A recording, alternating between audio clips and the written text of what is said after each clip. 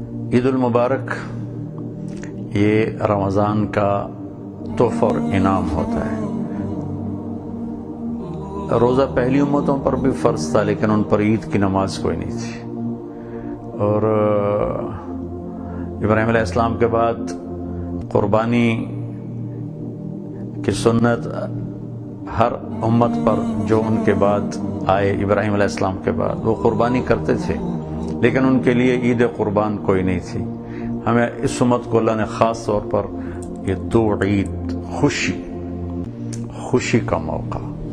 کس بات کی خوشی ہے؟ کہ اللہ نے ہم سے رمضان کے روزے رکھوائے، رات کی تراویح پڑھائی، ہمارے سارے گناہ معاف کر دیے۔ رمضان جل جانا، اس میں سارے گناہ اللہ تعالیٰ جلا دیتا ہے۔ اس مناسبت سے اس مہینے کو رمضان کہا جاتا ہے، شہر رمضان۔ تو رمضان کی راتوں میں تو اہتمام ہوتا ہے جاگنے کا۔ عید کی رات بھی جاگنے کی رات ہے، اس میں بھی اللہ پاک کی طرف سے انعام کی بارش ہو رہی ہوتی ہے۔ بہرحال عبادت گزار، خاص طور پہ اعتکاف میں بیٹھنے والے میرے بھائی بہن، بچے بچیاں، جو میں بھی ایک ساتھی سے ملاقات کے لیے گیا تو ان کو چھوٹا سا گھر تھا، تو میں نے دیکھا تو بڑا مجھے اچھا لگا، رشک آیا کہ انہوں نے اپنے کمرے میں نے ایک چھوٹا سا پردہ بنا کر اس میں ان کی بیگم اعتکاف میں بیٹھی ہوئی تھی، کہ اس چھوٹے سے گھر میں کوئی اتنی گنجائش نہیں تھی کہ جس میں وہ کھلے طرح پورا ایک کمرہ اعتکاف میں استعمال کر سکیں۔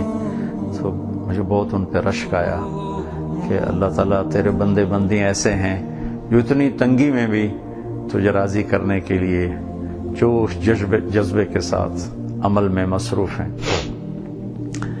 عید اس امت کی ایک اجتماعی نماز ہے، اور اس کی اجتماعیت کو زندہ کرنے والی نماز، اور اس میں میرے اللہ کی طرف سے امت پنے کو روشن کرنے کی ایک خوبصورت ترتیب ہمیں دی گئی ہے۔ بھائیو، میں نے پہلے بھی عرض کیا تھا کہ امت تب امت بنتی ہے جب اختلاف رائے، اختلاف مسلک کے باوجود محبت سے رہیں، جڑ کے چلیں۔ اگر ہم اختلاف کی بنیاد، اختلاف اس امت میں رہے گا اور قیامت تک رہے گا، یہ ختم نہیں ہو سکتا۔ اللہ کا نظام ہے، اس کی کوئی حکمت بالغ، اس کی کوئی عظیم حکمت ہے۔ محبت سے رہیں اختلاف کے باوجود، تو پھر ہماری عید عید ہے، اور ہمارے لیے ایک تحفہ عظیم ہے۔ اس کو بھائیو اس طرح ہم منائیں، ادا کریں۔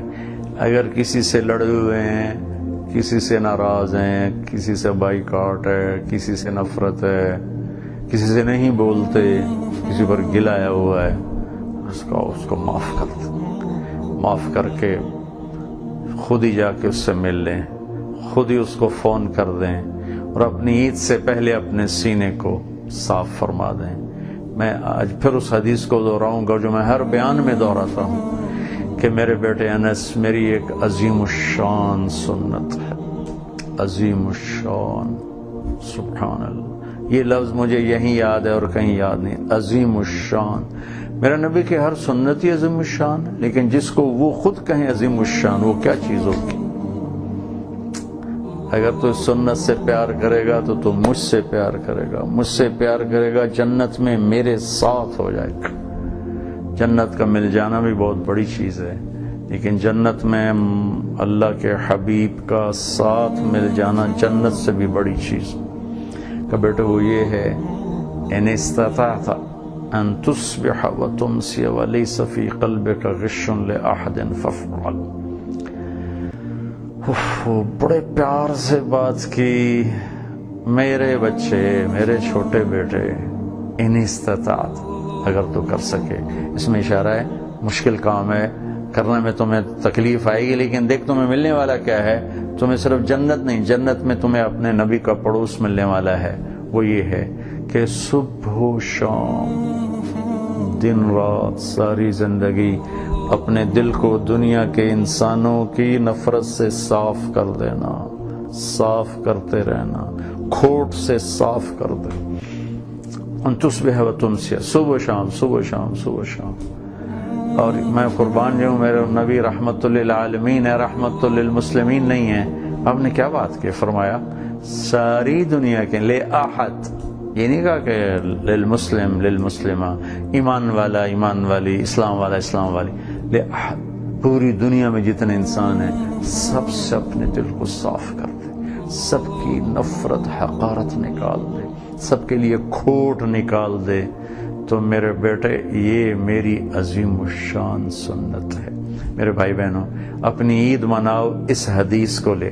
سیویاں تو ہر کوئی کھائے گا، مٹھائیاں بھی کھائے گا، اور سنت بھی ہے میٹھا کھانا، اہتمام کرو، کوئی بات نہیں، عید میں لو، کوئی بات نہیں، خوشی کا دن ہے، کپڑے خریدو، کپڑے پہنو، اچھے پہنو، قیمتی پہنو، سارے کام کرو، لیکن دل کو بھی ایک برانڈڈ چیز دو۔ یہ برانڈ تو دنیا کے ہیں جن کی کوئی حیثیت نہیں، میں آپ کو اپنے حبیب کی برانڈڈ چیز دے رہا ہوں، وہ ہے میرے نبی کی حدیث، میرے نبی کا تحفہ۔ وہ کیا ہے؟ دل کو صاف رکھنا۔ لوگ زیادتی بھی کریں گے، صاف رکھو، تھوڑی دیر گلہ آئے ختم کر دو، لوگ برا چاہیں گے، صاف کرو صاف کرو صاف کرو۔ یہ میرے نبی کا برانڈ ہے، اس پر سوال نہیں۔ یہ برانڈڈ جوتے 4 دن کے بعد دھکے کھا رہے ہوتے ہیں، پرانے ہو جاتے ہیں کہ ان کو پوچھتا کوئی نہیں۔ میرے حبیب کا برانڈ وہ ہے جو ہر آنے والے دن میں اس کی آب و تاب، چمک دمک 1400 سال پہلے جیسی تھی، 1400 سال بعد بھی ویسی ہے، 14000 سال بعد بھی ویسی ہوگی، اور اصل قیمت اس کی اللہ لگائے گا میدان محشر میں، اور میرا حبیب لگائے گا میدان محشر میں۔ وہ گلے لگا کر اپنے ہاتھوں سے جام کوثر پیش کرے گا، سارے تھکیڑے ہی دور ہو جاؤں، لڑائیاں یاد ہی نہیں رہنیاں، چیتا ہی نہیں رہنا کسے او آکھے تو او آکھے۔ ہمارے دیہاتی لوگ کہتے اساں تاں جی لیکا چھک چھڑیا، میں تو اپنے پتروں نو آکھیا ہے میری منجی نو بھی ہاتھ نہ لاون دے وچ۔ کیا ظلم و ستم کی بات، اساں تاں جی بات سننا دے گلی چوں میں نہیں ٹپنا۔ یہ ہے جی احمقانہ باتیں ہو رہی ہیں، مر جانے والے کے کیا جھگڑے، کیا لڑائیاں۔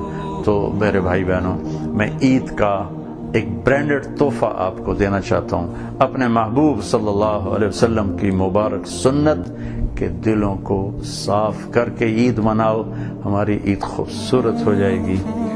عید کی خوشی ہم کیوں مناتے ہیں؟ پہلے میں یہ تھوڑا سا واضح کر دوں کہ رمضان کا مہینہ اللہ نے پورا ایک ہمارے لیے خوشی کا مہینہ بنایا ہے، جس میں اللہ کی جنت کے دروازے کھول دیے جاتے ہیں، جہنم کے بند کر دیے جاتے ہیں، شیطان قید کر دیے جاتے ہیں، جنت کو روزانہ سجایا جاتا ہے، اللہ کا عرش پہلے آسمان پہ آ جاتا ہے، اللہ کی طرف سے اعلان ہو رہا ہوتا ہے، کوئی بخشش چاہنے والا، کوئی حاجت مانگنے والا، فرض 70 فرضوں کے برابر ہو جاتا ہے، اور نفل فرض کے برابر ہو جاتا ہے، اور نفل اور فرض کا فرق اتنا بڑا ہے کہ قیامت تک 2 رکعت نفل پڑھتا رہے تو فرض رکعت کے ایک سجدے کے برابر نہیں، اور اس میں جو مر جاتے ہیں اہل ایمان، ان کا حساب نہیں ہوتا،